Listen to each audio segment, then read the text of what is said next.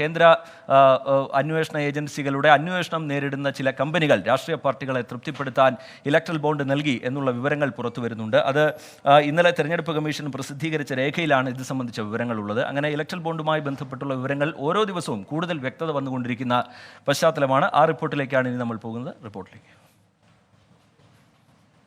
Electoral bond സംബന്ധിച്ച എല്ലാ വിവരവും SBI തെരഞ്ഞെടുപ്പ് കമ്മീഷന് കൈമാറിയതോടെ കേന്ദ്ര ഏജൻസികളുടെ അന്വേഷണം നേരിടുന്ന കമ്പനികൾ ഫണ്ട് നൽകിയതിന്റെ വിവരങ്ങളാണ് പുറത്തുവരുന്നത്. ഇലക്ട്രൽ ബോണ്ട് വാങ്ങിയവരുടെ കൂട്ടത്തിൽ ഡൽഹി മദ്യനയ അഴിമതി കേസിൽ മാപ്പുസാക്ഷിയായ വ്യവസായി P. ശരത്ചന്ദ്ര റെഡ്ഡിയുമുണ്ട്. ശരത്ചന്ദ്ര റെഡ്ഡി ഡയറക്ടറായ അരബിന്ദോ ഫാർമ 5 കോടി രൂപയുടെ ഇലക്ട്രൽ ബോണ്ടുകൾ BJPക്ക് നൽകിയത് കേസിൽ അറസ്റ്റിലായതിന്റെ 5-ാം ദിവസമാണ്. നികുതി വെട്ടിപ്പിന് ആദായ നികുതി വകുപ്പ് 2022 ജൂലൈയിൽ റെയ്ഡ് നടത്തിയതിന് പിന്നാലെയാണ് ബംഗളൂരു ആസ്ഥാനമായ മൈക്രോ ലാബ് 16 കോടി രൂപയുടെ ബോണ്ടുകൾ വാങ്ങിയത്. സിക്കിം ക്രാന്തി മോർച്ച 7 കോടിയും BJP 6 കോടിയും കോൺഗ്രസ് 3 കോടിയും ഇലക്ട്രൽ ബോണ്ട് വഴി മൈക്രോ ലാബ് കമ്പനിയിൽ നിന്ന് കൈപ്പറ്റിയതായി SBI രേഖകൾ തെളിയിക്കുന്നു.